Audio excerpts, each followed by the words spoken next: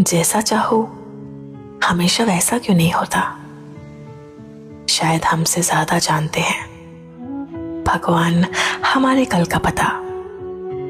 इसीलिए अब हर अधूरी ख्वाहिश का अपना एक मतलब नजर आता है।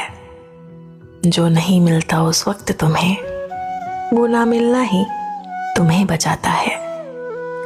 कुछ चीजों का ना मिलना भी भगवान का प्यार जताना होता है।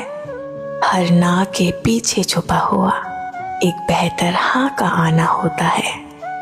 हम बस ख्वाहिशें लिख सकते हैं, तकदीर लिखना हमारे बस में कहाँ।